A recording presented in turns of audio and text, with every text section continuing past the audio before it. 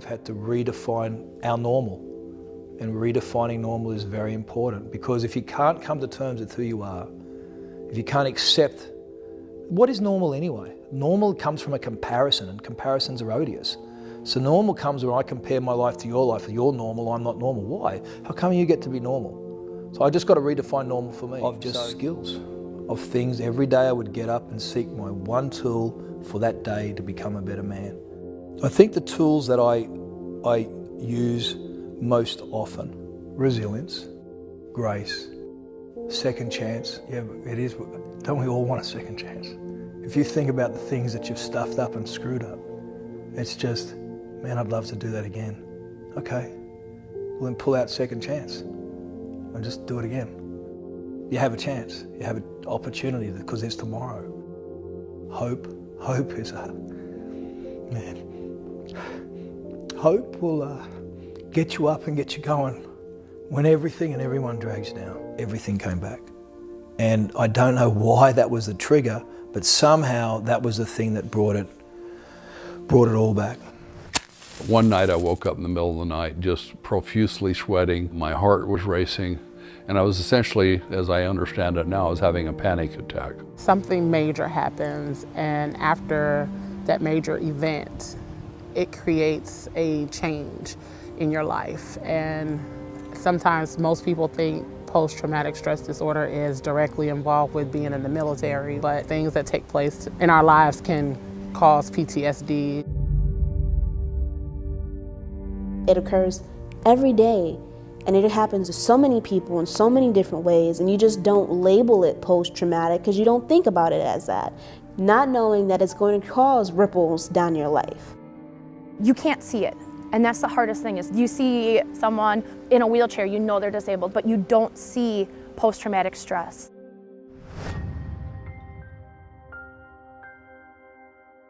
People know it as post-traumatic stress disorder, and the one thing we want to get out there is that it is not a disorder. It is a reordering of the neural networks in the brain. It is a normal response to an abnormal event. If people could understand that this is a fundamental change to your brain, and you have to deal with it in a totally different way. It's not the flu, it's not cancer, but it's a change that's going to be with you forever, then your approach to it's different. We do not receive wisdom. We gain wisdom after a journey that no one else can take for us or with us. And that becomes honoring every other person's story. Whatever you went through can be a catalyst for you to grow and evolve into whatever the next step is. I think sometimes when you're in the darkness, it's important that you address it. Yes, you're in the darkness, but don't stay there. Don't build your house there. Know that you're not alone. Know that you, in your own hands, you can create and mold your own life. You can do anything you want to do. You can be anybody who you want to be. There's always hope. Me personally, I don't talk about it. I don't admit it. It's not something I think, most would talk to each other about. There are so many people out there who don't even know that they have it, and when they do, there'll be an opportunity for them to understand what they have and why they're acting the way they're acting. What does this constant push of these emotions do to us over long periods of time? Our little adrenal glands, that are the glands that mostly produce those stress hormones, finally say, I'm sorry, I really can't do it anymore. And that is part of this, I can't get my head off the pillow, extreme fatigue or depression. Sometimes what we're saying is depression could be a physical complete fatigue of the body because the adrenal glands have said, I can't produce these get up and go hormones anymore. When the brain experiences either an emotional trauma or a physical trauma, it tries to protect itself. It may shut down some parts and hyper-regulate other parts, the parts that allow us to survive and run and go. The problem is that whenever the brain doesn't say, okay, I'm finished with that, the bear is gone, or the traumatic brain trauma is still there where it's damaged tissue and cells and it can't regulate itself back to a normal function. Everyone that has PTSD, their brain's not going to look alike. There will be some consistencies in looking at it, but some PTSD patients have anxiety, others have depression. So we can't just put everybody in a box, even with our scans. I may throw a lot of information at you, a lot of this, a lot of that, a lot of different modalities that you may consider and say, I haven't heard of that. I didn't even know there was such a thing. My point is, there are multiple ways to treat yourself and to have others treat you. As a listener, your job is to go look them up, go learn more about them, close your eyes, meditate, and see which one feels like the one that would help you the most at this point in time. There are two primary types of treatment for PTSD: psychotherapy and medication. Most people who experience PTSD will go through some type of psychotherapy, either individual or group or a combination of both. Many of those will also be assigned to do pharmacology. The most commonly prescribed class of medications for PTSD are SSRIs. Those are antidepressants. The issue I have with antidepressants, it may take 4 to 6 weeks for them to kick in, and many people won't respond to the first one that's tried. So then what's next? We go up in dosage. That still doesn't work. Now we go on to the next antidepressant. There are many side effects associated with antidepressants that people don't like. Weight gain, they lose their libido, there are other issues with it. So now are we adding more harm than good? It's always about individualize what does that patient need in that moment. And is there a medication that might make sense? Or do we have alternatives, which I think that we do. Research now on the metabolism or the pathophysiology, what's causing these psychiatric symptoms that we have. Some, such as major depressive disorder and PTSD, are showing promise with some unique treatments. We know that the neurotransmitters, that's most of the brain chemistry, is made and modulated in the gut. And unless we are working with the gut health, then we're not able to balance and to be able to make serotonin, dopamine, the most important hormones that we're talking about with PTSD. Balancing hormones. We need to be looking there more closely. We know with psychological issues and with PTSD that there are known hormonal imbalances. Those stress hormones are too high and the protective hormones are too low. We can run markers. We can look at that. And medically, especially in integrative medicine, we know how to work with and balance hormones. Modern medicine has too few tools to address looking at toxic agents and what they're doing. However, those of us working on that front line know that patients get better when we identify toxins and we detox them from those toxins. Most of the ancient healing traditions, traditional acupuncture or Ayurvedic, all of these have worked with breath. They've all worked with the electrical part of the body, the energy part of the body. It's exciting because now we have medical devices where we're working on the same thing in a medical office. The research is coming from medical nonsense to an emerging area of science that's very exciting. And bioenergetic or vibrational medicine, I believe, is the wave of the future. Instead of saying, let's be stuck in a box. If you're a counselor, here's your box. If you're an alternative medicine, here's your box. Western medicine, here's yours. The best medicine has no box. It's called personalized medicine. When was the last time that you felt the sun on your face and the wind in your hair? The last time that you felt your feet on the ground connecting with Mother Nature, with Earth? The last time that you looked up in the sky and saw the beauty there? Nature holds a lot of cures.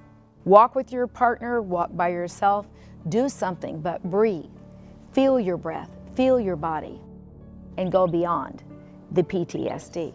It's giving you tools, hopefully, information, and empowerment to take yourself from that darkness back into the light, to hear stories from others, hear from physicians, those that are working in the treatment world, people who know that you can get better. Part of the activity for the frontal lobe is that it is that sense of moral compass, it's that sense of right or wrong. And one of the very clear signs of post-traumatic stress is the engagement in risky behaviour, often sexual, drug-related, violent, or activities. And you get engaged in these things because you're wanting a high, and you've got to know very few parameters on that. This sense of right or wrong just disappeared. And for my entire life, I've had a sense of right and wrong. Now, it's not that I didn't know, don't run around killing people, it's a bad thing. You know that, but that inner sense of witness or, yes, that voice just disappeared. It just wasn't there anymore. So I found myself engaging in things and doing things that I would never have done before. And I had no sense of consequence for that. And that's a very big part of post-traumatic stress disorder is there isn't a sense of that consequence. You lose that sense of consequence. You want that adrenaline rush. You always want to be engaged in the next thing to see if you can get away with it. To feel alive too, because you feel so dead on the inside. Anything that pushes the envelope emotionally or adrenal-wise, that makes you feel like I'm still on this planet. I want to feel something other than miserable. I want to feel something other than fear. I want to engage in something that's engaging. And when that right or wrong or that risky behavior, those boundaries for risky behavior comes off, then it's just, man, it's full on. Whatever turns up, I'm going to have a go at it. Going to do it. I've developed a short list of things for coping, things that I do on a daily basis that help. I go to the gym because the gym increases, the sense of adrenals and all that sort of stuff, and that sense of euphoria that comes from going to the gym. That's a very positive thing. I like to sit quietly, start my day quiet.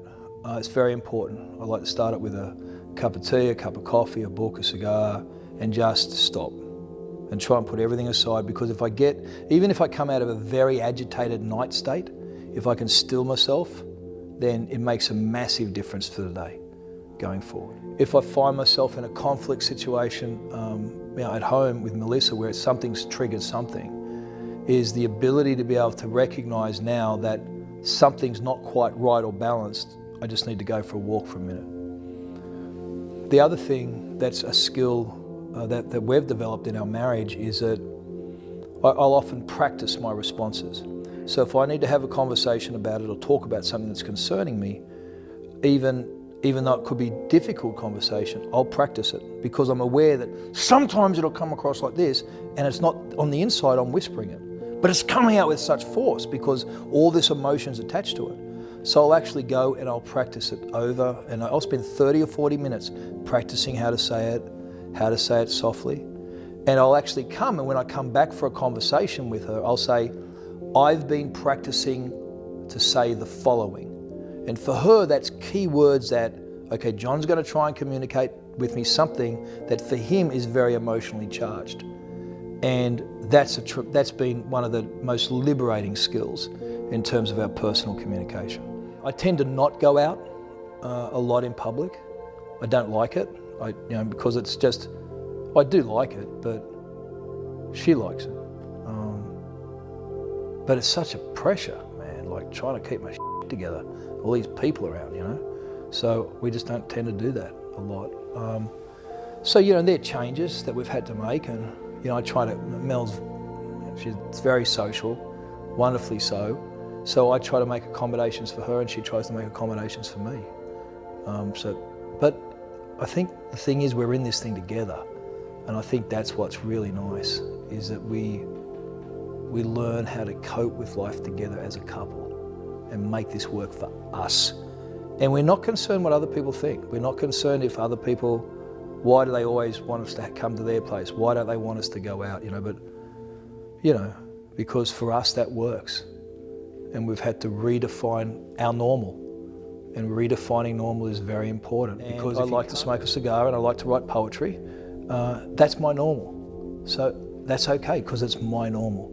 It doesn't have to be anyone else's normal. And I think when we give ourselves permission to redefine our normal, that is absolutely fundamental in order to come to terms with the impact of trauma on your life, because you are not that person ever again. I am John 2.0, and this new reality is my new normal. And it's very important to be able to put your hands around that. Here's another tool. I try to make my bed every day. If I can have the bed made, then it doesn't matter how bad the rest of the day goes, I've accomplished one thing. My bed's made.